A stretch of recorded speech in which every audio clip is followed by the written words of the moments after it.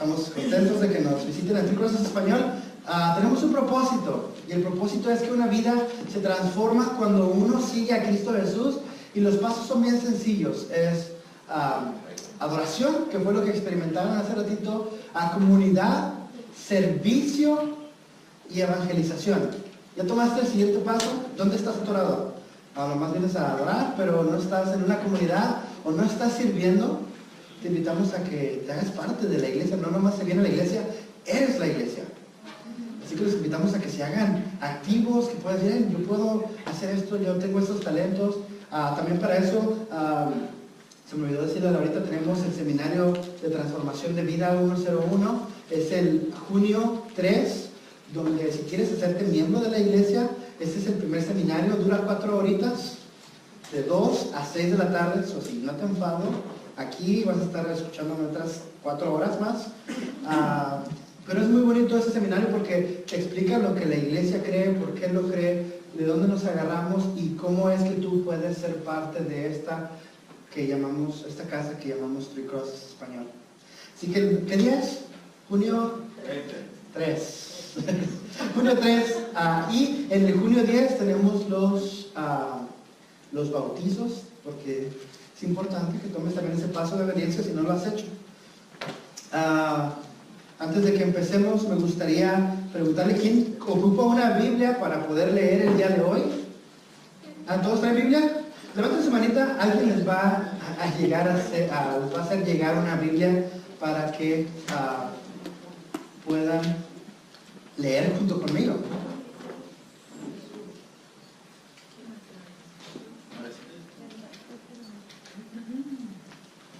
¿Ya todos tienen Biblia? Sorry que me bajo, pero tengo problemas técnicos.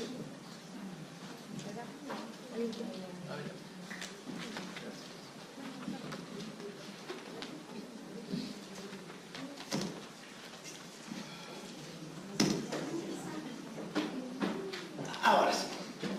Y estamos en Génesis, ¿se acuerdan? Ya regresamos después de 3 semanotas de no haber visto Génesis.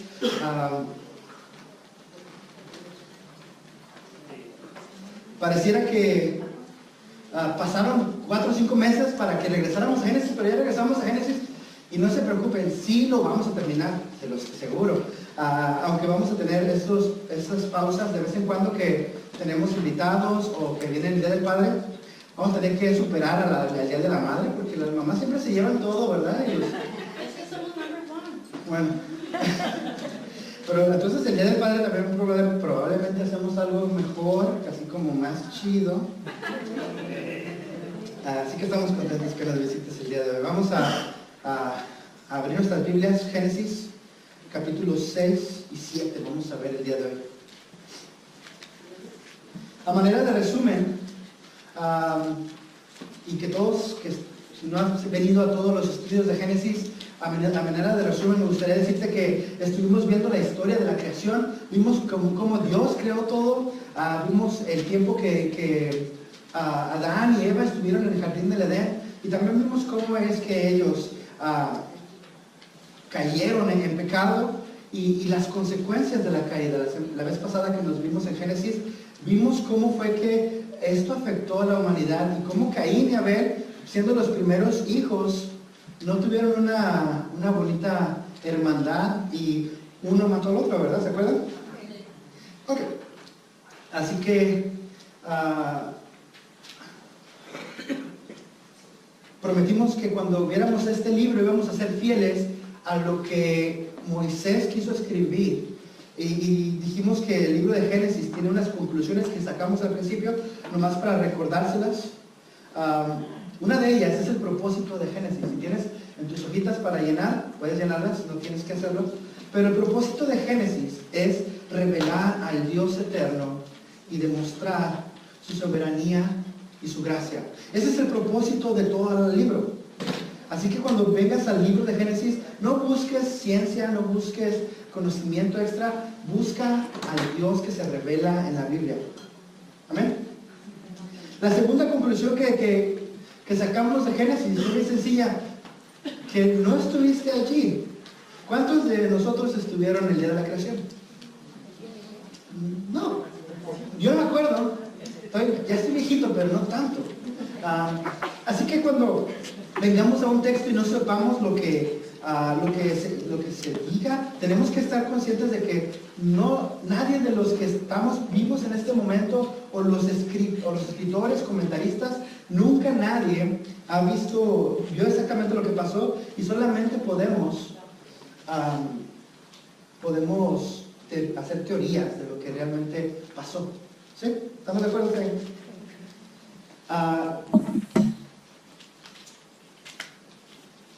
Cuando Jesús habló acerca de esto, y creo que Él debería de ser nuestro estándar de lo que la Biblia dice, cuando Jesús habló acerca de Moisés, Él lo consideró como un suceso histórico. Así que vamos a ver esto como Jesús lo quiso que lo viésemos nosotros. Y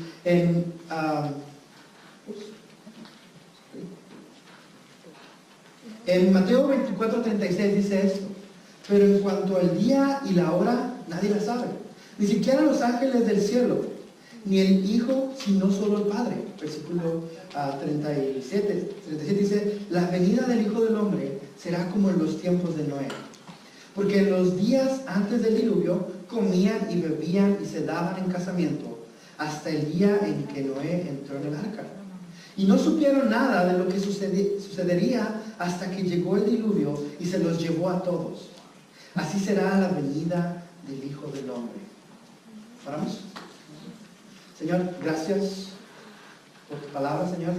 Gracias que vamos a poder ver, Señor, este suceso hermoso, Señor.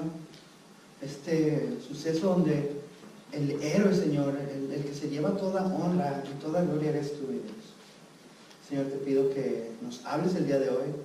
Señor, que seas tú, primeramente ante todo, Señor, el que lleva la honra, Señor. También el que lleva las riendas de esta reunión, Señor. Que tu Espíritu Santo nos hable el día de hoy. Que sea el que nos conlleve, Señor, a tus pies, y que podamos nosotros, Señor, entender el mensaje que tienes para nosotros el día de hoy. Señor, te damos honra y gloria, porque solamente tú, mi Dios, Creador del universo, que mandaste a tu Hijo para morir por nosotros en cruz de Calvario, Señor, solamente tú mereces la gloria y la honra. Y tu iglesia dice: amén. La venida del Señor, Jesús dice: voy a regresar. Dice, y cuando yo regrese, los tiempos se van a parecer mucho a los tiempos de Noé. Porque se nos dice que antes del diluvio comían y bebían. Y no está hablando aquí de vino. Y dice que se daban en casamiento hasta que Noé entró en el arca. Y que no supieron nada, que ellos no se daban cuenta de lo que iba a pasar hasta que empezó literalmente a caer la lluvia. Dice que así será la venida del Hijo del Hombre. Así que examinemos qué fue lo que se veía en los tiempos de Noé, porque eso nos va a decir mucho. Lo primero que Jesús nos dice es que comían y bebían. Y esto no es necesariamente malo, ¿verdad? ¿Cuántos de aquí comen? ¿Cuántos de aquí beben? Y no estoy hablando de tequila o vino, estoy hablando de agua o refresco. Todos, ¿no? Y no necesariamente es malo. Y también se nos dice que unos se casaban y otros se daban en casamiento, que tampoco es malo. Pero la verdad es que muchas veces cuando nos habla de comer y de beber y de que se casaban y que tenían familia y que se reproducían, esto nos habla de que vivían de una manera cómoda. Vivimos en un país que literalmente vivimos muy cómodos. Vivimos en el cielo, bueno, no en el cielo, pero vivimos en una tierra que nos permite descansar y no preocuparnos por lo que vamos a comer el día siguiente. Este es el país de las oportunidades. Nos dice históricamente que aquí se vive el sueño americano. Y en la época de Noé, había prosperidad, la gente comía y la gente bebía, se saciaban y se casaban y tenían hijos y comían y bebían y se casaban y tenían hijos, y eso era lo que era la vida. Y cuando tú estás cómodo, te olvidas de Dios. Y ese es uno de sus, la comodidad me hace olvidarme de Dios. Porque vives, literalmente no necesitas nada. El Proverbio 30, del 7 al 9, no vayan ahí, se los puse en la pantalla. Salomón le dice esto a Dios: solamente dos cosas te pido, Señor, que no me las niegues antes de que muera. Aleja de mí la falsedad y la mentira, y no me des pobreza ni riqueza, sino solo el pan de cada día. Porque teniendo mucho podría desconocerte y decir, ¿quién es el Señor? Y teniendo poco podría llegar a robar y deshonrar así el nombre de mi Dios. Cuando tienes mucho te olvidas de Dios. Y no es hasta que viene un problema que entonces corres, ¿no? Fuiste primero a la comadre, al compadre y de repente ellos no te ayudaron y entonces corres a Dios. Lo hermoso es que Dios siempre está allí. En el versículo, como pregunta, ¿cómo estás? ¿Cómo está tu vida? ¿Estás cómodo? ¿Te has olvidado de Dios? Una pregunta todavía más centrada. ¿Es Dios el primero en tu vida? Porque en la época de Noé era bien sencillo. Todos vivían bien a gusto. Y tenían, yo creo que se preocupaban más por la familia. ¿Y quién es Dios? ¿Dónde está Dios? Y Dios no era el primero, no era el segundo, no era el tercero, ni el cuarto lugar en sus vidas. Y entonces la tierra empezó a corromperse y hay violencia, y hay asesinatos, y hay, no sé. Otra vez, ¿dónde está Dios en tu vida? ¿Es Él el primero? Me gusta que Dios no te da chance, no te dice, hey, déjame segundo, estoy bien yo acá. Y dice, yo quiero ser el primero. No puedes dejarme en segundo lugar. Jesús dice que no puedes amar a dos amos, porque amarás a uno y odiarás al otro. Y él dice, son las riquezas, porque muchas veces nos agarramos de las riquezas, ¿no? Bueno, voy bien, estoy trabajando, y muchas veces hasta 4 o 5 trabajos tenemos para querer acumular. Y Dios dice, ¿dónde estoy yo en tu vida?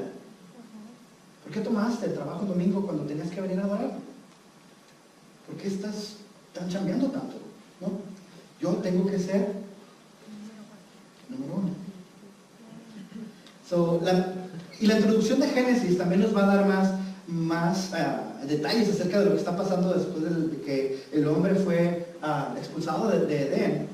Y Dios dice que el hombre estaba cómodo y que estaba que tuvieron hijas y hijos y todo eso, ¿no? Ahora, para que te des una idea, muchos comentaristas piensan que para la época de Noé había como 4,000 millones de habitantes en la tierra, más o menos, porque como vivían muchos, se reproducían mucho y no había televisión, era como que mucha gente. Calculan, no seguro, yo no estaba allí, pero 4,000 millones de personas es mucha gente, para que te des una idea. En los años 1800, nosotros, después de Cristo, alcanzamos el primer 1,000 millones. En 1800, 1,000 millones de habitantes. Para 1974 alcanzamos 4,000 millones de habitantes, que es lo que había más o menos en la época de Moisés. Y 1,000 millones cada 10 años vamos creciendo. Para ahorita tenemos 7.6 mil millones de habitantes. Somos, en inglés se dice billones, pero en español es 1,000 millones. O millones también, ok, no sé. Ok. Vamos a leer Génesis 1.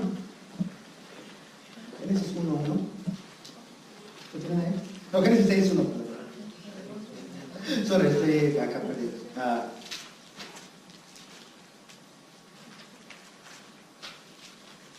Génesis 1:1. 6:1. Lo malo de en el Génesis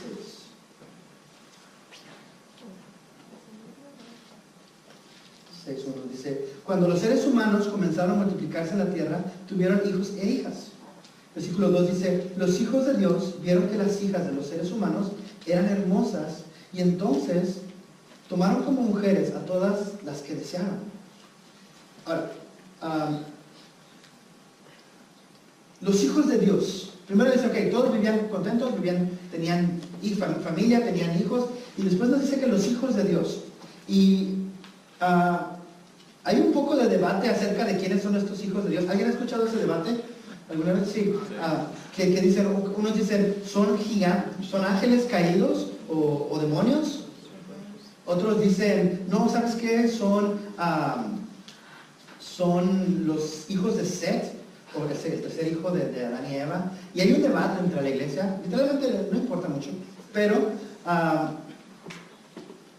cuando en la Biblia se usa este término, los hijos de Dios, en el Antiguo Testamento se usa exclusivamente para los ángeles. Entonces, dice que estos vieron a las hijas de los hombres y se mezclaron con ellos.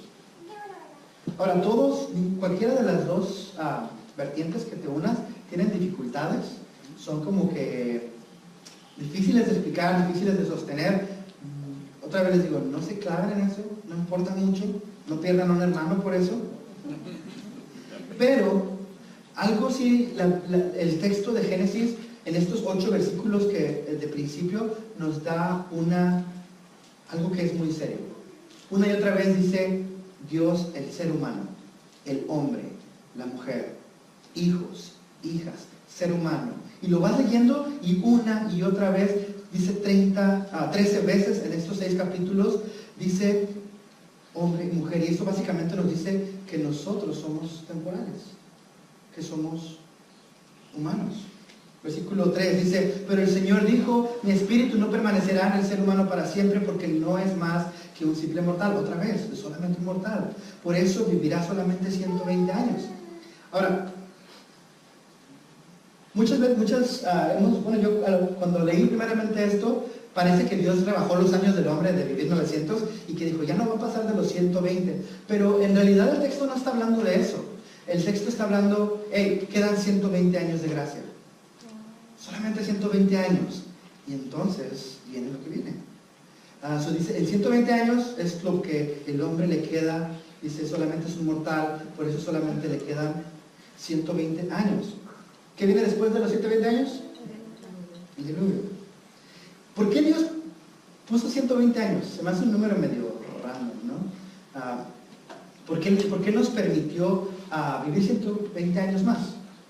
Porque es un Dios que no le gusta que te pierdas.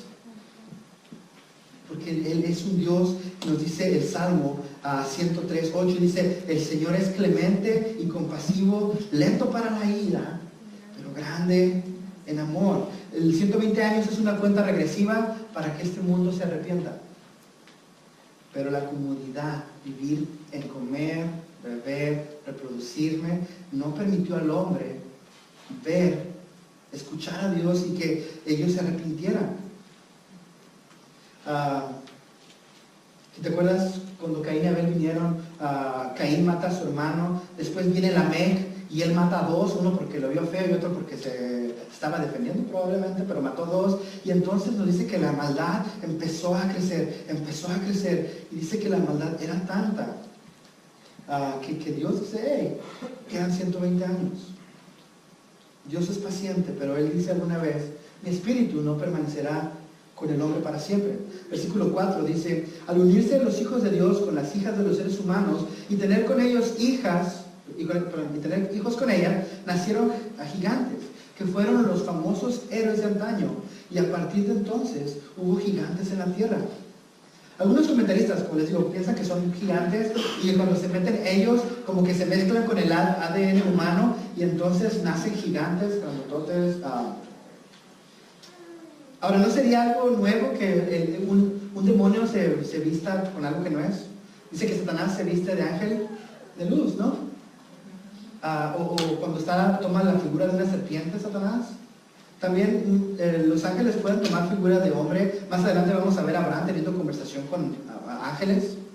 También nos dice que tengamos cuidado de a quién servimos, y porque muchas veces podemos darle hospedaje a un ángel, ¿no? Pero los ángeles no se reproducen sexualmente. Entonces como que se mezclaron. Un comentarista me encanta lo que dice, lo más seguro es que el hombre se prestó para que los hombres poseyeran su cuerpo, para que entonces se pudieran mezclar. De otra forma no podían, porque Jesús dice, los ángeles no se casan ni se dan en casamiento. Entonces básicamente alguien, a lo mejor un demonio le dijo a un ángel caído, le dijo a un hombre, voy a hacer tu generación más grande, déjame entrar, voy a hacer que prosperes, voy a dejar que tu, ¿cómo se llama? Que tu simiente sea poderosa y entonces empieza y el hombre, ok, puede ser, porque no es como que existe un Macy's que de los ángeles puedan llegar y decir, tengo 32 y me lo pongo. No, es muy... pero es el hombre creyendo en la mentira que le dijo el Satanás al principio, tú puedes ser como Dios, dame chance de hacer mi voluntad y tú puedes ser un Dios. Y así que tuvieron relaciones sexuales con las mujeres. Ahora, la palabra que usa la NIV como gigantes es en el hebreo nefilim, que es básicamente caído, o alguien que cayó, o otra traducción es como hombre de renombre. Y nos dice que todos empezaron a admirar a estos, fueron los famosos, que la gente empezó a fijarse en esta gente, pero la verdad es que eran unos simples mortales, hombres, como tú y como yo. Versículo 5, dice, al ver el Señor que la maldad del ser humano en la tierra era muy grande y que todos sus pensamientos tendían siempre a hacer mal. El hombre y maldad parece que vamos de la mano, ¿no? Así como que siempre que decimos somos malos y es verdad, la Biblia nos recuerda que somos unos simples mortales que somos alejados de Dios. Versículo 6 dice, yo sé, el salmista dice en Salmo 51:5, dice, yo sé que soy malo de nacimiento, pecador, me concibió mi madre. Después nos dice el versículo 6 de Génesis, dice, se arrepintió de haber hecho al hombre, al ser humano, de la tierra, y le dolió en el corazón. Ahora, el escritor nos trata de darnos una explicación de qué es lo que está pasando en la cabeza de Dios. Obviamente Moisés no conoce los pensamientos de Dios, nadie conoce los pensamientos de Dios, y él está tratando de explicar por qué hizo esto, y él usa lo que los comentaristas dicen que es un antropomorfismo, un antropomorfismo, que es, le das una característica de Dios, o la característica a algo de un hombre para que tú puedas entender.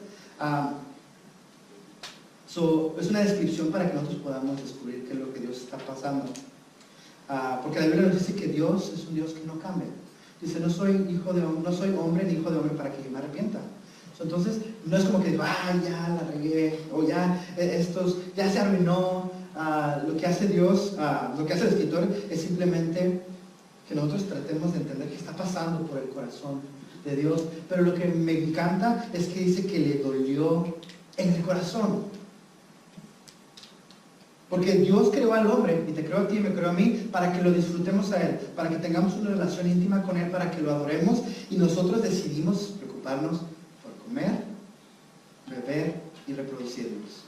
Y nos olvidamos de Él, y cuando hacemos esto, literalmente, si te preocupas por comer, beber y reproducirte, vas a hacer lo que sea necesario para lograrlo. Si para comer necesitas robar, vas a robar.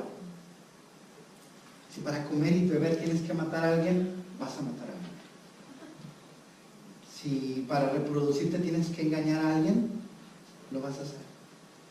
Y nos dice que el ser humano es lo que estaba haciendo, comiendo, bebiendo y haciéndose más violento.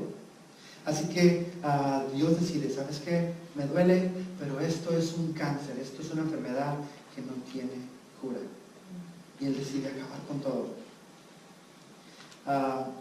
Cuando yo leía esta historia, cuando yo negaba mi fe, que muchos saben que yo era ateo por muchos años, escuché un predicador acerca de esto y él decía, porque la primera queja que tienen las personas que no creen es, ¿por qué Dios no hace nada contra las maldades? ¿Por qué Dios no para al asesino o las guerras? ¿O por qué no para? Es lo primero que te dicen, ¿no? ¿Por qué Dios no intercede? Y cuando le enseñas que Dios intercede, dice, ¡ay, ¿por qué Dios intercede? No los tienes contentos con nada. Pero Dios no se queda con los brazos cruzados y dice, es hora. 120 años te quedan. Versículo 7 dice, entonces dijo, voy a borrar de la tierra al ser humano que he creado y haré lo mismo con los animales y reptiles y aves del cielo. Y me arrepiento de haberlos creado. Pareciera fuerte el juicio de Dios, pero en el versículo 5 nos dice que la maldad era tan grande que hasta los pensamientos, todo lo que ellos pensaban y hacían, ya era corrompido. El pecado es una enfermedad que va creciendo. Empezó con Caín y Abel. Bueno, empezó con Eva, ¿no? Pero ya fuera del Edén, empezó con Caín y Abel y fue creciendo, y fue creciendo. Y ahorita, imagínate 4 billones de personas matándose los unos a los otros, robándose, comiendo, bebiendo, acostándose unos con otros. Si se te hace feo ahorita, imagínate que Dios haya decidido acabar con la tierra. Pero ¿sabes qué? La Biblia me dice que también nosotros, cuando estamos alejados de Dios, estamos muertos en nuestro pecado. Y nos dice en Romanos 3, pues todos han pecado. Todos. ¿Cuántos de aquí han pecado? Todos han pecado y están privados o destituidos, lejos de la gloria de Dios. ¿Sí? ¿Hasta ahí estamos? Sí. Ok. Así que todos vivimos o vivíamos en situaciones donde nos preocupábamos por hacer lo que a nosotros nos gustaba, queriendo vivir sin darnos cuenta de que existía un Dios y que estábamos lejos de Él. Ahora, el juicio que Dios hace contra la tierra es un juicio santo. ¿Sabes qué es lo que más me da miedo? No miedo, pero... Sí, el temor de Dios es el principio de la sabiduría. Sí me da, primeramente, tristeza. Que viene otra vez un juicio contra la tierra. Cuando Jesús dice, viene el Hijo del Hombre, no es que venga Jesús otra vez a tener compañeros y a cotorrear. Él viene a juzgar la tierra otra vez. Y este mundo va a ser juzgado, dice, va a ser como en los tiempos de Noé. Van a estar comiendo, van a estar bebiendo, se van a alejar de mí, va a haber violencia. Y entonces, como no ponen a Dios primero, va a haber juicio.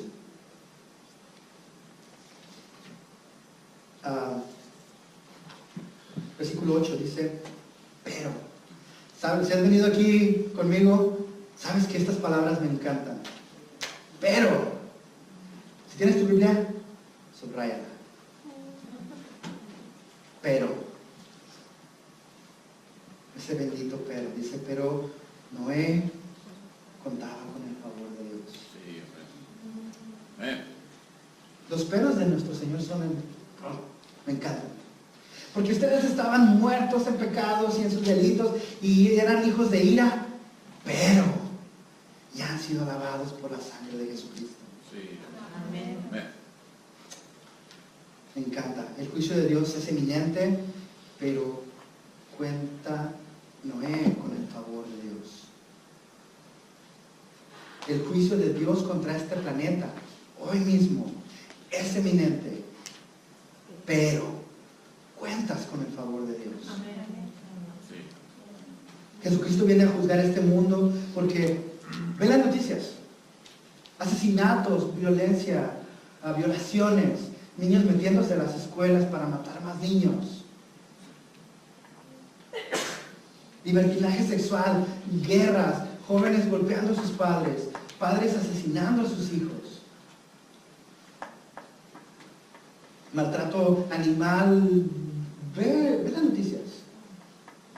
Y mucha gente está preocupada de comer, beber y reproducirse. Y Dios ha dicho, mi espíritu no estará con el humano, con el ser humano por siempre. El juicio de Dios contra toda maldad ya no será con agua, será con fuego. yo cuento con el favor de Dios. Tú cuentas con el favor de Dios y eso es lo que es nuestro siguiente. ¿Podemos decirlo? A ver. Pero yo cuento con el favor de Dios. Amén. ¿Puedes creer eso? ¿Cómo sabes, Miguel, que yo cuento con el favor de Dios? Bueno, no estuvieras aquí si no contaras con el favor de Dios. No estuvieras escuchándote a Dios diciéndote, hey, te amo, viene juicio, pero si tienes mi favor. Ok, ¿qué significa contar con el favor de Dios? Versículo 9 dice, esta es la historia de Noé. A ver si alcanzamos. Esta es la historia de Noé, que era un hombre justo y honrado entre su gente y siempre anduvo fiel con Dios. Me encanta que nuestro Dios da honra donde se debe de dar honra, ¿no? No se llama esta la historia del diluvio. Este subtítulo se lo pone Moisés, o el escritor de Génesis se lo pone, dice, esta es la historia de Noé. Y cuando nosotros, aunque en sus Biblias probablemente tienen un subtítulo en negritas que dice el diluvio, pero Dios, el subtítulo que importa, dice, esta es la historia de Noé. Dice que este era el único en su generación que era honrado y que anduvo fielmente con Dios, y por eso Dios lo declaró justo.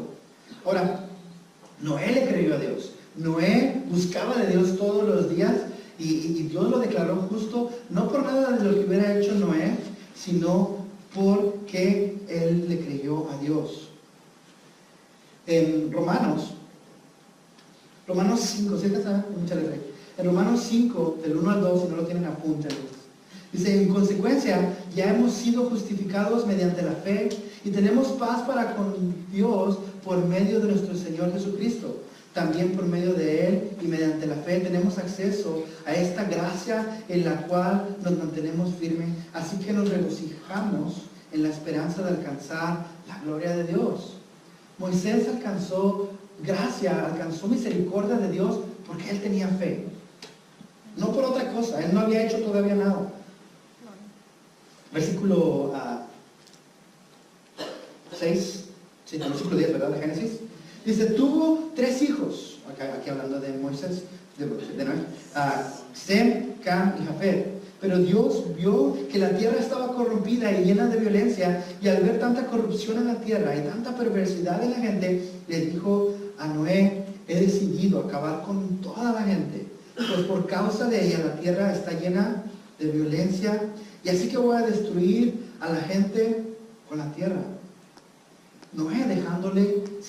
Dios dejándole saber a Noé los planes de lo que iba a hacer. El Señor le dice a sus discípulos, ya no los llamo siervos, porque el siervo no está al tanto de lo que hace su amo. Los he llamado amigos, porque todo lo que a mi Padre le oí decir, se los he dado a conocer. Jesús nos llama amigos, nos pone al tanto, y Él dice, vengo pronto, viene el juicio, truchas, pónganse atentos, muévanse, pónganse a chambear para Dios, acércate a Dios. Dice, tienes que ser como las 10 vírgenes que no saben cuándo es que va a venir el novio, no sabes a qué hora. Si hay unas que se les durmieron las chivas, y ahí andaban, y después viene el novio y dice, no estamos preparados para ti. Y dice Jesús, sean como las vírgenes que estaban preparadas para cuando venga Cristo. Ahora, mi pregunta para ti, ¿estás preparado para cuando venga Cristo o no estás preparado? Si no estás preparado, gloria a Dios que estás ahí. Versículo 14. ¿Sí? Versículo 14 dice, construyete un arca de madera resinosa y hazle compartimientos y cúbrelas con grava por dentro y por fuera. Dale las siguientes medidas: 150 metros de largo por 23 de ancho y 14 de alto. Hazla de 3 pisos, con una abertura en medio, de medio metro, del techo, y con una puerta en uno de sus costados. Porque voy a enviar un diluvio sobre esta tierra para destruir a todos los seres vivientes que están debajo del cielo. Todo lo que existe en la tierra morirá. Versículo 18 dice, pero contigo estableceré mi pacto y entrarás en en el arca, tú, tus hijos, tu esposa y tus nueras. Ahora, primera vez que se usa la palabra pacto en la Biblia, importante, siempre que veas una palabra por primera vez, ¿qué es un pacto? Es algo que haces con una persona. Yo prometo hacer esto contigo. Y este es el pacto de Dios. Dice, este es mi pacto. Dice, haz que entren en el arca una pareja de todos los seres vivientes, es decir, un macho y una hembra, y de cada especie para que sobrevivan contigo. Contigo entrará también una pareja de cada especie de aves, de ganado y de reptiles para que puedan sobrevivir. Recoge además toda clase de alimento y almacénalo. Para que a ti y a ellos les sirva de comida. Versículo... sí, pero antes del 22. ¿Se acuerdan? El versículo 18 dice, pero... Los peros, cuando que veas en la Biblia un pero, muchas veces los brincamos, pero subrayalos. ¿Por qué dice la Biblia pero? Dios hizo un pacto con Noé, y dice el versículo 22, y Noé hizo todo según lo que Dios le había mandado. Esto se repite 3 o 4 veces. Noé hizo todo. Versículo 7 de Romanos 11 dice, por la fe, Noé, advertido sobre las cosas que aún no se veían, con temor reverente construyó una arca para salvar a su familia. Por esa fe condenó al mundo y llegó a ser el heredero de la justicia que viene por la fe. Ahora, quiero que te imagines esto rapidito. Ok, aparentemente nunca había llovido en la tierra. No, todavía no llovía, esas son las primeras aguas. Entonces Dios le habla a Noé y le dice, hey, ¿sabes qué onda? Tienes que construirte una caja monumental, una caja gigantesca, un estadio y medio de grande. Grandota. Construyetela porque voy a destruir el mundo. Oye, Señor, ¿cómo lo vas a destruir? Para agua. ¿Agua como la que tomo? Sí, pero mucha. Ok. Y después los mares van a desbordarse y va a subir el agua. ¿El agua? ¿Aquí en el desierto? Sí. Aquí en el desierto. Y imagínate la fe de Noé. Ya se nos dice que tenía un poquito menos de 500 años y él empieza a construir su arca. Agarraba, acomodaba y empieza, y está. Y la gente lo veía, ¿no? ¿Qué anda con este? Construyendo un barco en medio de la nada. Aparentemente Noé estaba haciendo algo que parecía una locura, como que le falta un tornillo. Y les digo, Noé tenía más o menos como 480 años cuando Dios dice, voy a mandar el diluvio. Y así que por 120 años Noé construyendo el arca. Y sus vecinos, ¿por qué estás haciendo eso? ¿Por qué estás construyendo una barca? ¿Por qué estás comportándote así? ¿Por qué tienes tantos animales? Voy a llamar a la ciudad para que te los quiten. Pero quiero que te imagines también a sus hijos. Porque Noé tenía 420 años y se nos dice en Génesis 5 que Noé tenía 500 años cuando tuvo a Jafet y a Sem y a Sem. Entonces, 20 años Noé está con sus niños y sus hijos lo ven construyendo una arca. Y ellos así de, papá, ¿por qué estás construyendo una arca? El Señor va a mandar juicio. Y el Señor quiere que yo construya esta arca. Pero papá, ¿por qué haces esto? ¿Por qué? No sé, imagínate a los hijos. No sé, me da como que... no sé, es como hijo, ver a papá que hace algo diferente. Pero Noé le creía a Dios. ¿Cuántas veces no queremos traer a nuestros hijos a la iglesia? Literal, queremos que nuestros hijos vayan a la iglesia y que se porten bien y que para que no estén en drogas o para que no estén en la calle.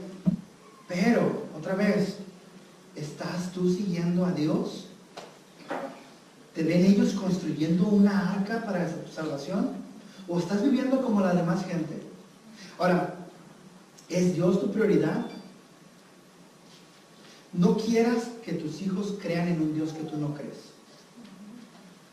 porque no lo van a hacer. Los hijos pueden ver la hipocresía, ¿no? Los niños. Así que tú, créele a Dios.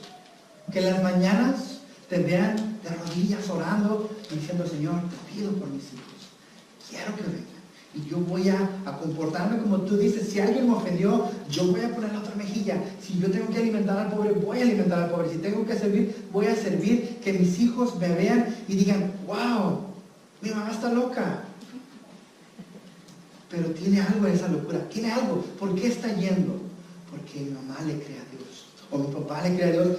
Papás, otra vez, que te vean ellos comportándote intachable.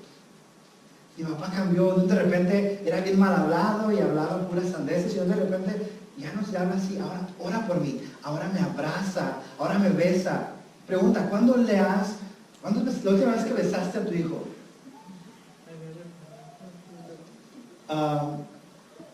Tengo un primo que su papá siempre, como Vicente Fernández, ¿no? Los besa en la boca su papá. Pero me gusta esa expresión de cariño. Para nosotros es un niño, pero para ellos es normal.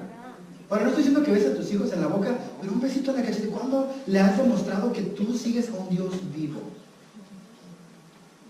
Que vives diferente, que estás construyendo una arca en medio del desierto y que quieres que ellos se salven. Wow, mi papá ora por mí. Wow, mi papá lee la Biblia todos los días. Mi papá es amable. Mi papá es diferente. Y los hijos de Noé, wow, mi papá. Y cuando ellos, a ver, chiquillos, ayúdenme a cargar esa madera. Pues no sabemos por qué, pero vamos. Ellos van a venir. Que nos lleva hasta nuestro siguiente punto. Sé fiel a Dios y tu familia caerá a los pies de Cristo. ¿Sí? Capítulo 7. Vamos a terminar. Y lo vamos a ir rapidito. Dice, el Señor le dijo a Noé, entra en el arca con toda tu familia, porque tú eres el único hombre justo que he encontrado en esta generación. Versículo 2 dice, todos los animales puros lleva 7 machos y 7 hembras, pero de los impuros solo un macho y una hembra. Lleva también 7 machos y 7 hembras de las aves del cielo para conservar sus peces sobre la tierra. Porque dentro de 7 días haré que llueva sobre la tierra durante 40 días y 40 noches, y así borraré de la faz de la tierra a todo ser viviente que hice. Versículo 5 dice, Noé hizo todo de acuerdo a lo que el Señor le había mandado. ¿No te encanta, Noé? Él hizo todo. A veces somos cristianos de unas cosas, ¿no? Soy cristiano para ir a la iglesia, pero que no me pida ese homeless porque no le voy a dar nada, se lo va a gastar en droga. No te vi. Que seas un cristiano de tiempo completo. Parece que nos contrataron de medio tiempo. Versículo 6 dice, tenía Noé 600 años de edad cuando las aguas del diluvio inundaron la tierra. Y entonces entró en el arca junto con sus hijos, su esposa y sus nueras para salvarse de las aguas del diluvio. De los animales puros e impuros y de las aves y de todos los seres que se arrastran por el suelo, entraron con Noé por parejas. El macho y la hembra, tal como Dios se lo había mandado.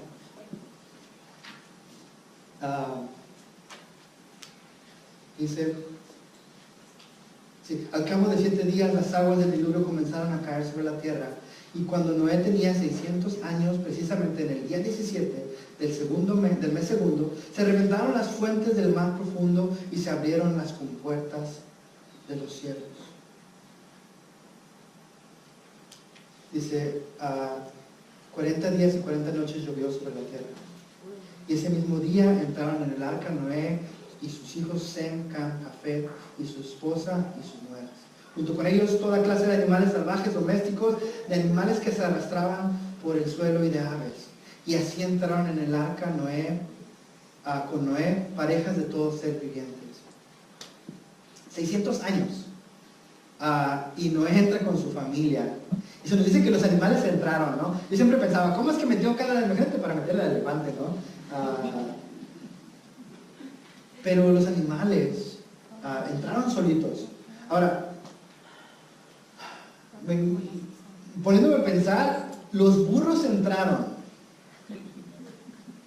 al arca. Yo no sé qué tengo contra los burros, pero los burros entraron al arca. No los puedes hacer que se metan en un corral, pero se metieron a una arca. ¿Qué tiene que hacer Dios para que entres en su salvación? No le estoy llamando burro.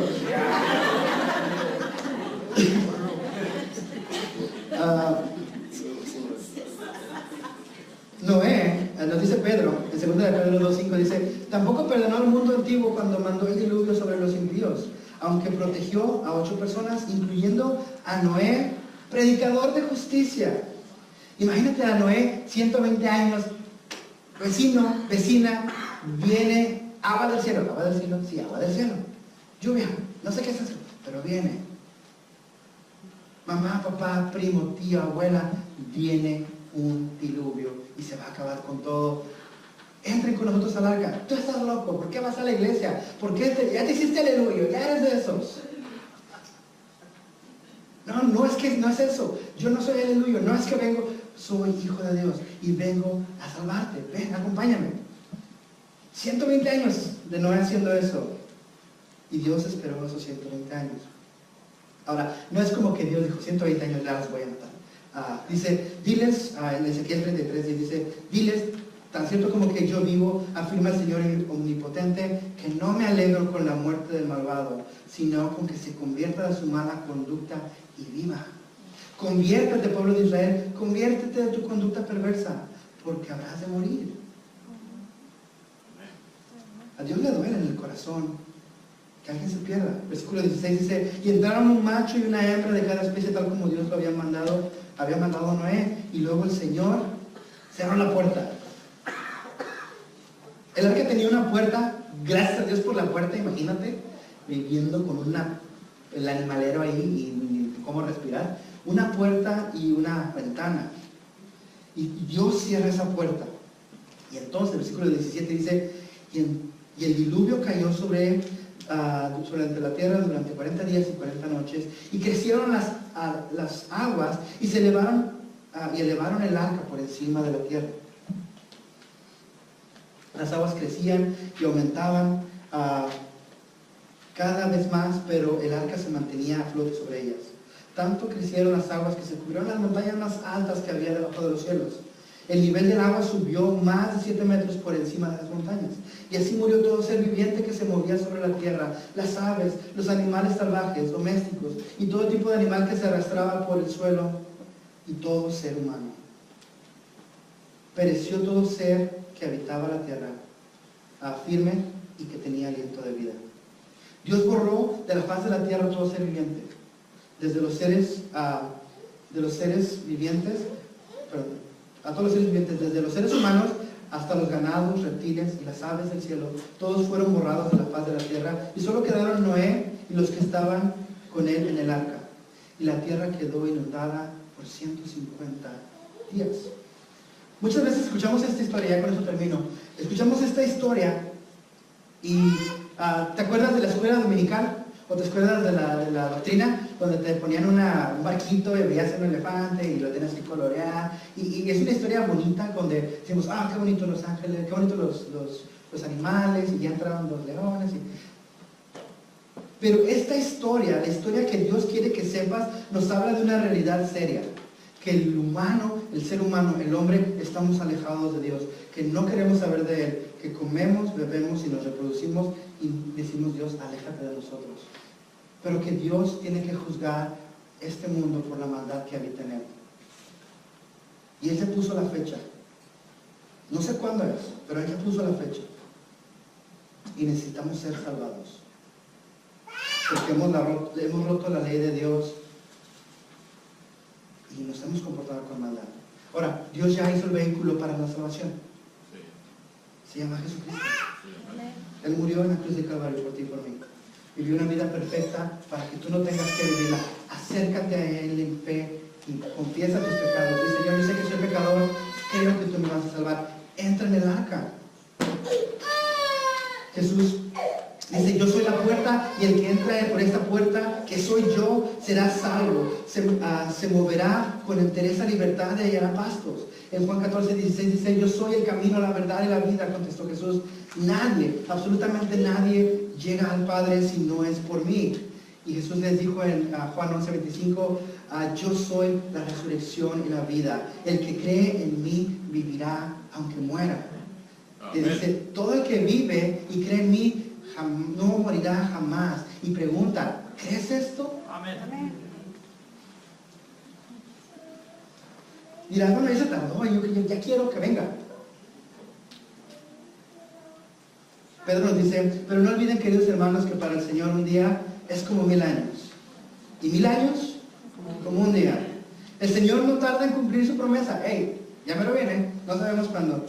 Según entienden algunos la tardanza, más bien, Él tiene paciencia con ustedes, porque no quiere que nadie perezca, sino que todos se arrepientan. Sí, amén. Dios quiere que entre en su salvación. Tú y yo. ¿Ya entraste? ¿Estás listo? Viene el juicio. ¿Dónde estás? ¿Entraste al arca? ¿No entraste? Si nunca has entrado, te voy a dar la oportunidad de que el día de hoy lo hagas. Súbete de una vez. Cree en eso y cree que también tu familia entrará contigo. Si ese eres tú, si nunca has entrado en esta salvación, te pido que cierres tus ojitos conmigo, vamos a orar. No quiero que te sientas incómodo, pero si eres tú, ahí donde estás, habla con Él. Y di, Señor, yo sé que he sido malo y sé que he pecado una y otra vez y que he estado comiendo, bebiendo y reproduciéndome y que me he olvidado de ti. Señor, te pido perdón por haberme olvidado del Creador del universo. Señor, yo creo que tú pagaste en cruz de Calvario por mí. Señor, te pido que seas mi Señor y mi Salvador y que pueda yo entrar a esta arca de la salvación que tú me has dado, Señor. Gracias por la sangre de Jesucristo que nos libra de la ira de Dios.